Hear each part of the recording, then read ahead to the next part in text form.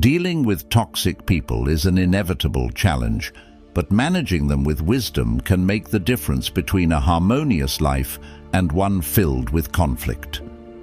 Today, I invite you on a deep journey to discover the 10 types of toxic people and how to handle their behaviors.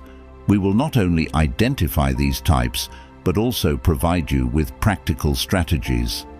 This video is designed to be comprehensive and full of valuable information resulting from careful dedication to ensure each piece of advice is useful and applicable to your daily life. At the end of the video, I will reveal the most crucial type of toxic person you must avoid at all costs. If you're ready to learn and grow with us, join us on this important journey toward a more peaceful and satisfying life. Let's begin. Understanding and managing toxic behaviors is crucial for maintaining peace and harmony in our lives. Toxic people can be found in every aspect of life, from personal relationships to professional settings. Recognizing their patterns and knowing how to respond can help you navigate these interactions with grace and wisdom. The principles of Stoicism, a philosophy founded in ancient Greece, provide timeless wisdom and practical strategies for handling such challenges. 1. The manipulator. Manipulators are skilled at controlling others to achieve their own ends, often at the expense of your well-being. They might use guilt, lies, or emotional blackmail to get what they want. These individuals can make you feel responsible for their happiness or problems, creating a cycle of dependency and control. Let me tell you a story. A friend of mine, let's call her Sarah, had a colleague who was a master manipulator. This colleague always had a sob story and made Sarah feel guilty for not helping with extra work, even though it wasn't her responsibility. Sarah was constantly stressed, feeling like she could never say no. Recognize that you are not responsible for others' emotions or actions. Set clear boundaries and communicate them firmly. Marcus Aurelius, a prominent Stoic philosopher, emphasized the importance of focusing on what you can control, your own actions and responses. Remind yourself that their manipulative tactics are a reflection of their character, not yours. Practice self-reflection to ensure you are not enabling their behavior. When dealing with manipulators, it is crucial to remain calm and composed. Avoid reacting to their provocations and maintain your emotional distance. Use AER, assertive, empathetic, and respectful communication to express your boundaries clearly and consistently. For example, you might say, "I understand that you are upset, but I cannot help you with this right now." Or, "I feel uncomfortable when you use guilt to influence my decisions. Please respect my boundaries." Additionally, practice self-care to build your resilience against manipulative tactics. Engage in activities that nourish your mind, body, and spirit, such as meditation, exercise, or spending time in nature. Reflect on your values and priorities, and remind yourself of your worth and autonomy. By strengthening your inner resources, you can better withstand the pressures and manipulations of toxic individuals. 2. The narcissist. Narcissists have an inflated sense of their own importance and a deep need for excessive attention and admiration. They often lack empathy for others and have an insatiable desire to be recognized as superior, even without corresponding achievements. Narcissists can be charming and persuasive, making it easy to be drawn into their orbit. However, their self-centered behavior and lack of regard for others can be draining and damaging to those around them. I once knew a guy, let's call him Tom, who would hijack every conversation to talk about his achievements, no matter how trivial. One time, during a friend's birthday party, Tom spent an hour bragging about his latest work project, completely overshadowing the celebration. Stoicism teaches us to focus on our own virtues and not seek validation from others. Epictetus, a Stoic philosopher, advised that we should not be disturbed by the opinions and actions of others, but rather concentrate on maintaining our own moral integrity. When dealing with a narcissist, it is essential to manage your expectations and not seek their approval. Understand that their behavior is a reflection of their insecurities and not your worth. To manage interactions with narcissists, practice emotional detachment. This does not mean being cold or indifferent, but rather maintaining your emotional distance. Equilibrium is essential despite their provocations. Avoid engaging in power struggles or trying to outdo them in their games. Instead, focus on clear and concise communication. When they seek to dominate a conversation, you might redirect the focus by saying, "I appreciate your perspective, but let's hear what others have to say as well." Or, "I understand your point.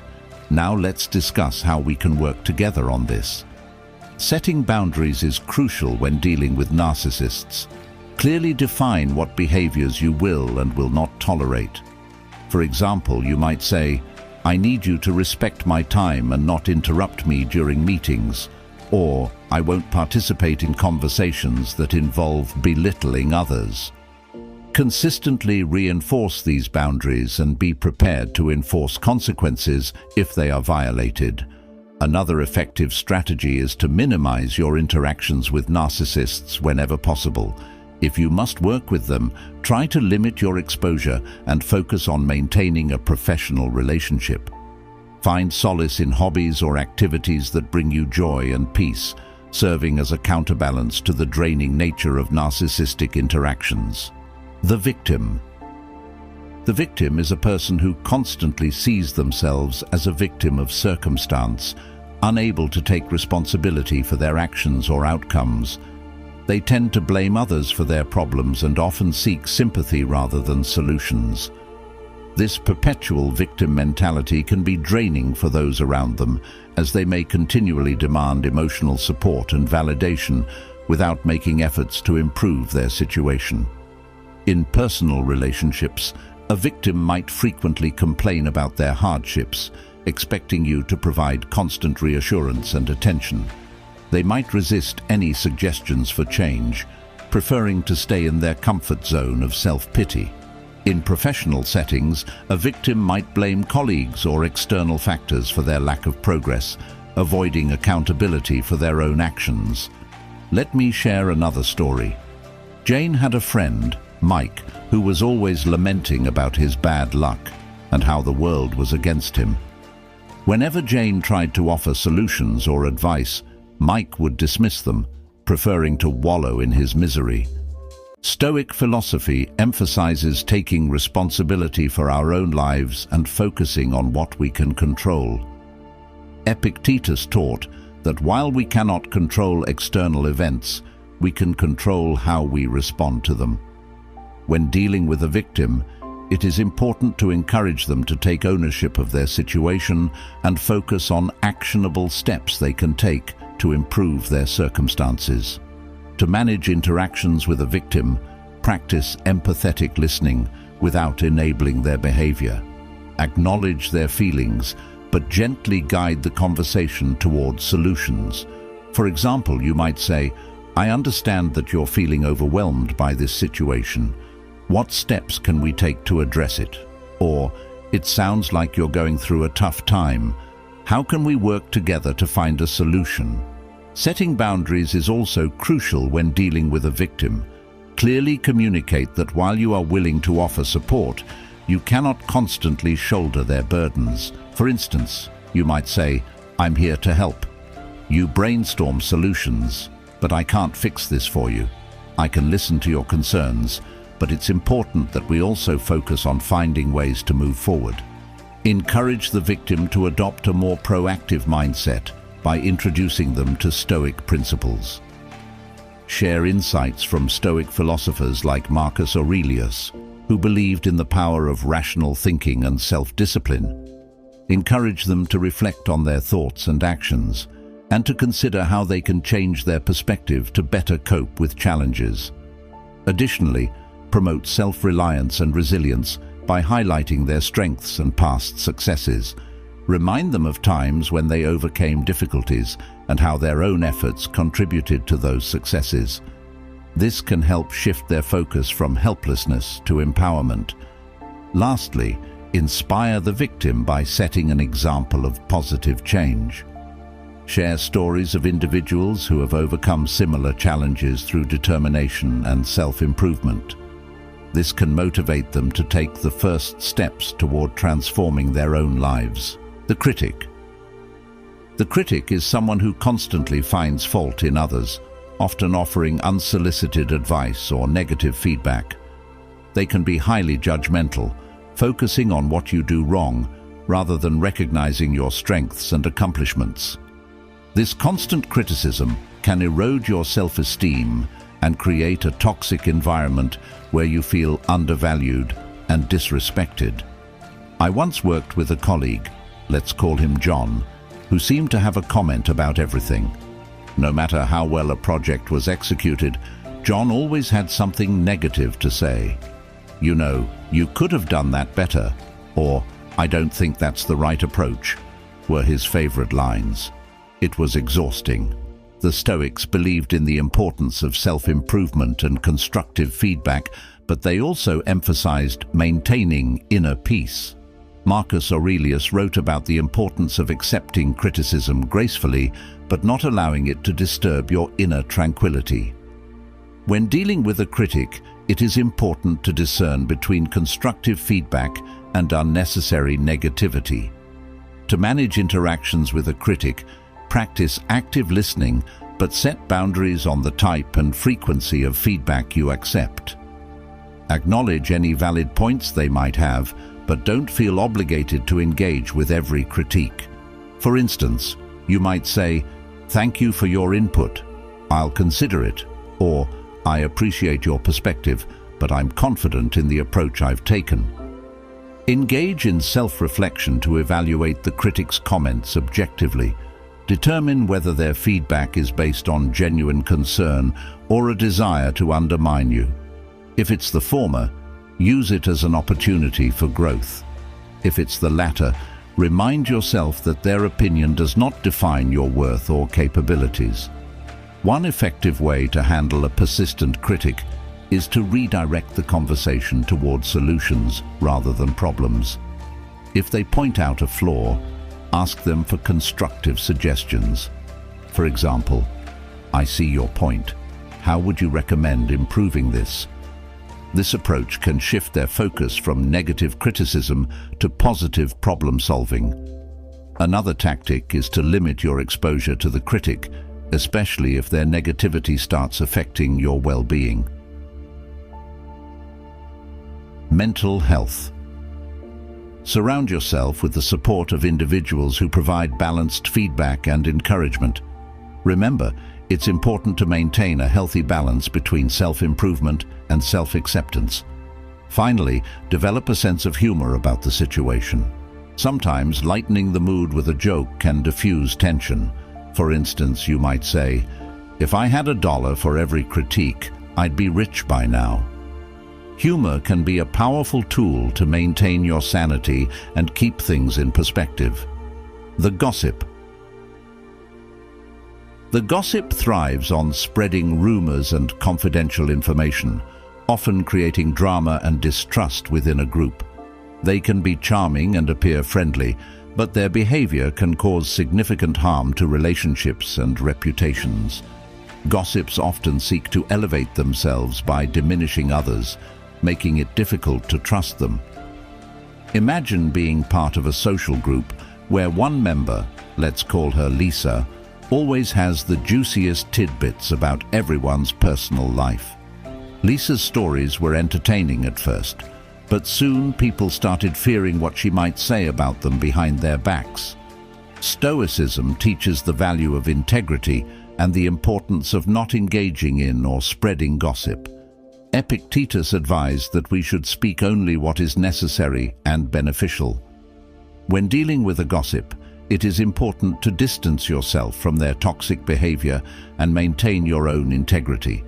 To manage interactions with a gossip, 1. Avoid participating. If they start sharing rumors, you might say, "I prefer not to talk about others when they're not here to defend themselves," or "Let's focus on something more positive." By setting this example, you can discourage gossip and promote a more respectful atmosphere. 2. Protect your personal information. Avoid sharing sensitive details with the gossip. Be cautious about what you disclose and keep your conversations professional. If you need to share something confidential, choose someone you trust implicitly and who has a track record of discretion. Encourage others to do the same. Gossips thrive in environments where their behavior is tolerated. By fostering a culture of respect and confidentiality, you can help reduce the influence of gossip. Remind your friends or colleagues about the impact of spreading rumors and encourage them to adopt a more positive communication style. If you find yourself a target of gossip, remain calm and composed. Address any false information directly with those affected, but avoid getting drawn into a public confrontation with the gossip. Maintain your dignity and let your actions speak for your character. Lastly, practice empathy. Sometimes people engage in gossip because they feel insecure or seek validation. While this does not excuse their behavior, understanding their motives can help you respond with compassion rather than anger. As Marcus Aurelius said, whenever you are about to find fault with someone, ask yourself the following question: what fault of mine most nearly resembles the one I'm about to criticize? Before we continue with the next type of toxic person, if you're finding this video helpful, make sure to subscribe to our channel and hit the notification bell. This way, you won't miss any updates. Miss any future videos packed with wisdom and practical tips to improve your life. Now let's move on to the next type of toxic person. 6. The drama queen, king. Drama queens or kings thrive on creating and being at the center of conflict and chaos. They have a tendency to exaggerate situations, making small issues seem like major crises. Their need for attention and validation can disrupt the peace and stability of any environment they are in. I remember a colleague, Alex, who would turn the simplest tasks into dramatic events. One time, when the coffee machine broke down, you would have thought it was a national emergency the way Alex reacted. Everyone's focus shifted from work to calming Alex down. Stoicism teaches the importance of maintaining inner calm and not being swayed by external chaos. Seneca, a Stoic philosopher, emphasized the need to keep our emotions in check and not allow others to disturb our tranquility. When dealing with a drama queen or king, it is essential to remain calm and not get drawn into their theatrics. To manage interactions with a drama queen or king. 1. Practice detachment. Do not feed into their drama. When they start exaggerating a situation, respond with calm, factual statements. For instance, "I understand you're upset about the coffee machine, but we can easily get it fixed." Or, "Let's focus on finding a solution instead of getting overwhelmed by the issue." 2. Limit emotional reactions. Maintain a neutral demeanor. Drama queens or kings often seek strong reactions from others to validate their feelings. By staying composed and not reacting emotionally, you can help de-escalate the situation. This aligns with the Stoic principle of responding rather than reacting. 3. Encourage problem solving. When the drama queen or king starts to create a crisis, gently steer the conversation toward practical solutions. Ask questions like, "What steps can we take to address this?" Or, "How can we prevent this from happening in the future?" This helps shift the focus from the drama to constructive action. Set boundaries. Be clear about how much time and energy you invest in their issues. Politely excuse yourself from conversations that start to veer into dramatic territory. You might say, "I need to get back to work now, but I hope everything gets resolved soon," or "I can help with this later, but right now I have other priorities." Find humor in the situation. When appropriate, lightening the mood with a gentle joke can help diffuse the drama. For example, you might say, "Looks like we're on the set of a soap opera today." Humor can be a powerful tool to keep things in perspective and maintain your own sanity. 7. The control freak. Control freaks have a compulsive need to dictate and manage every aspect of their environment and the people around them. They often struggle with delegating tasks and trusting others to do things correctly. Their micromanagement can create a stifling atmosphere where others feel disempowered and undervalued. Think of a friend, Emma, who had to plan every detail of a group trip down to the last minute. From meal times to bathroom breaks, Emma had it all scheduled. While her intentions were good, it left everyone else feeling restricted and stressed. Stoic philosophy teaches us to focus on what we can control and to accept what we cannot. Epictetus emphasized that true freedom comes from understanding the limits of our control. When dealing with a control freak, it is important to assert your own autonomy and encourage them to trust others. To manage interactions with a control freak. 1. Assert your independence. Communicate your boundaries clearly. For example, you might say, "I appreciate your input, but I'd like to handle this task my way." Or, "I understand you have a plan, but I need some flexibility to work effectively." Assertive communication helps establish mutual respect and trust. 2. Encourage collaboration. Gently remind the control freak that teamwork requires trust and delegation.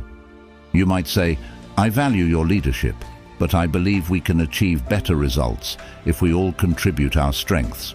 Or, "Let's divide the tasks so everyone feels involved and empowered." This approach fosters a more balanced and cooperative environment. 3. Offer reassurance. Build their confidence in others' abilities. Control freaks often micromanage out of fear that things will go wrong. By providing positive feedback and highlighting others' successes, you can help alleviate their anxiety. For example, "You did a great job guiding us, and I've seen how capable the team is. Let's trust them to handle this part." Practice patience and empathy. Understand that control freaks often struggle with letting go due to underlying insecurities. By showing empathy and patience, you can create a more supportive atmosphere that encourages them to relax their grip. As Marcus Aurelius advised, "Be tolerant with others and strict with yourself." Seek balance in your own life. To counteract the stress of dealing with a control freak, engage in activities that promote relaxation and mindfulness, such as yoga, meditation, or spending time in nature. This helps maintain your well-being and equips you to handle challenging interactions with greater resilience. 8. The passive-aggressive. The passive-aggressive person expresses negative feelings indirectly rather than openly addressing them. They might agree to tasks or plans, but then intentionally procrastinate, make excuses, or perform poorly to express their discontent. This behavior can create confusion, frustration, and mistrust. I once had a roommate, let's call him Ma, who would always agree to do the dishes, but then forget or do them so poorly that we had to redo them. It was his way of showing he didn't want the responsibility without actually saying it. Stoic philosophy emphasizes the importance of clear communication and understanding the true nature of things. Seneca wrote about the value of honesty and directness in relationships. To manage interactions with a passive-aggressive person. 1. Address their behavior. Calmly, Speak directly about their actions. For instance, you might say, "I noticed you agreed to do the dishes, but they didn't get done. Is there something bothering you?" 2. Encourage open communication. Foster an environment where they feel comfortable expressing their feelings directly. Ask questions that invite them to share their thoughts, such as, "Is there something you'd like to discuss about this task?" 3. Set clear expectations. Clearly define roles and responsibilities to minimize misunderstandings. You could say, "Let's agree on who will handle each task so we can avoid any confusion." You might say, "I noticed that you agreed to help with this task, but it wasn't completed. Is there a reason why?" Or, "It seems like you're not happy with the current arrangement. Let's talk about how we can improve it."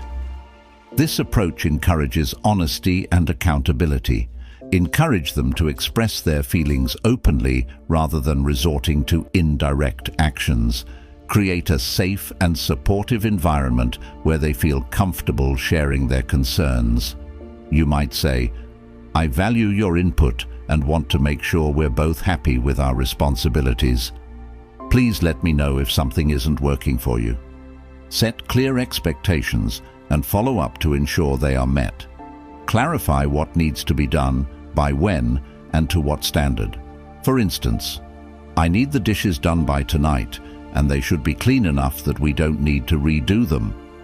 Follow up with gentle reminders if necessary, reinforcing the importance of accountability.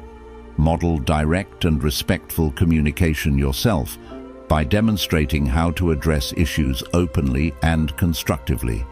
You can encourage the passive-aggressive person to adopt similar behaviors. Show that it's possible to disagree or express dissatisfaction without resorting to indirect actions. Lastly, practice patience and understanding. Recognize that passive-aggressive behavior often stems from a fear of confrontation or feeling powerless. By responding with empathy and support, you can help them develop more constructive ways of dealing with their feelings. Remember the Stoic principle of focusing on what you can control, your own responses and actions. 9. Energy vampires. Energy vampires are individuals who drain your energy through constant complaining, negativity, or neediness. They often leave you feeling exhausted and overwhelmed after interactions. These people might not be malicious, but their constant demands and pessimism can be taxing on your mental and emotional well-being. I had a colleague, let's call her Nancy, who always had something to complain about. Whether it was work, the weather, or her personal life, there was always a new issue. Every lunch break turned into a draining session of endless complaints. Stoicism teaches the importance of preserving your inner peace and not allowing external factors to disturb it. Epictetus emphasized the need to maintain your own mental clarity and composure when dealing with an energy vampire. It is crucial to protect your energy and set boundaries to manage interactions with an energy vampire. Limit the time you spend with them. Politely excuse yourself from prolonged conversations and create boundaries around when and how you interact. For instance, you might say, "I can chat for a few minutes, but then I need to get back to work," or "I'm really busy right now. Can we talk later?" Encourage them to focus on positive aspects and solutions rather than just problems. Redirect the conversation when it becomes too negative. You might say, "I understand that this situation is difficult, but what's something positive that happened today?" Or, "What steps can you take to improve this situation?" This helps shift the focus from complaining to constructive thinking. Offer support without getting overly involved in their issues. Provide a listening ear, but avoid taking on their emotional burdens. You might say, "I'm sorry you're going through this, but I trust you'll find a way to handle it." Or, "It sounds tough, but I believe in your ability to overcome it." This approach shows empathy without draining your own energy. Encourage them to seek professional help if their negativity persists. Sometimes chronic complaining and negativity can be signs of underlying mental health issues. Suggesting they talk to a therapist or counselor can be beneficial. For example, it might help to talk to someone who can provide professional support and guidance. Lastly, prioritize your own self-care to maintain your energy and well-being. Engage in activities that replenish your energy and bring you joy, such as exercise, hobbies, or spending time with positive people. This helps ensure you have the emotional resilience to deal with energy vampires without being overwhelmed. 10. The bullies use intimidation, fear, and aggression to control others. They often target those they perceive as weaker, using physical, verbal, or emotional abuse to assert dominance. Their behavior can create a hostile and toxic environment, making it difficult for their targets to feel safe and confident. I remember a co-worker, let's call him Steve, who would constantly belittle and intimidate others in meetings. His aggressive comments and harsh criticisms created a climate of fear where no one felt comfortable sharing their ideas. Stoicism teaches the importance of inner strength and resilience in the face of adversity. Marcus Aurelius emphasized the value of maintaining your dignity and self-respect regardless of external circumstances. When dealing with a bully, it is crucial to stand up for yourself and not allow their behavior to undermine your self-worth. To manage interactions with a bully, assert your boundaries firmly and calmly. Bullies often back down when they realize their tactics are ineffective. For example, you might say, "I don't appreciate being spoken to that way. Let's keep our interactions respectful," or "Your behavior is unacceptable, and I won't tolerate it." Document instances of bullying behavior. Keep a record of what was said or done, including dates and times. This documentation can be invaluable if you need to escalate the issue to higher authorities or seek legal action. For instance, on July 10th, Steve made derogatory remarks about my work in front of the team. Seek support from allies and build a network of trusted colleagues or friends. Bullies often target individuals they perceive as isolated. By fostering strong relationships with supportive people, you can create a buffer against the bully's tactics. Discussing the issue with trusted allies can also provide validation and guidance on how to proceed. Confront the bully privately if you feel safe doing so. Sometimes bullies are less aggressive when not performing for an audience. Calmly express how their behavior affects you and request that it stop. For instance, "Steve, when you criticize my work harshly in meetings, it creates a hostile environment. Please address any concerns you have with me directly and constructively." Report the bullying to higher authorities if it continues, whether it's a supervisor, HR department, or school administrator. Use your documentation to present a clear case. Organizations often have policies in place to handle such behavior. For example, I have documented several instances of Steve's bullying behavior and would like to formally report this issue to HR. Lastly, focus on building your own inner resilience and self-confidence. Engage in activities that reinforce your self-esteem and well-being. Practices like meditation, journaling, or seeking therapy can help you process your experiences and strengthen your ability to cope with bullying. As Seneca advised, we suffer more often in imagination than in reality. By fortifying your mental and emotional strength, you can better withstand and respond to bullying behavior. In conclusion, dealing with toxic people is a challenge we all face at some point in our lives. Whether it's a manipulator, narcissist, victim, critic, gossip, drama queen, king, control freak, passive-aggressive person, energy vampire, or bully, understanding their behaviors and applying Stoic principles can help you manage these interactions effectively.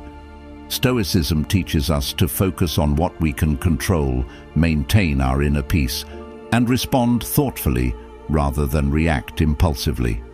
By recognizing these toxic patterns and setting clear boundaries, you can protect your well-being and create healthier relationships. Remember, the key is to stay calm, assert your boundaries, and not let their behavior undermine your self-worth. Embrace the wisdom of Stoicism to navigate these challenges with grace and resilience. Now that you've gained valuable insights and reached the end of the video, show your newfound wisdom by commenting, "I love wisdom," below. This lets me know that you enjoyed the video and that your knowledge has grown. Thank you for watching, and before you go, here's something extraordinary I want to share with you. NASA scientists have developed a revolutionary 7-minute audio called Genius Wave that helps unlock your brain's full potential. Imagine attracting success and happiness effortlessly. A subscriber, Nelson, did just that. He rekindled his relationship and landed a promotion at work using this amazing tool. To discover how you can transform your life too, click the link in the description below. Don't miss out on this opportunity.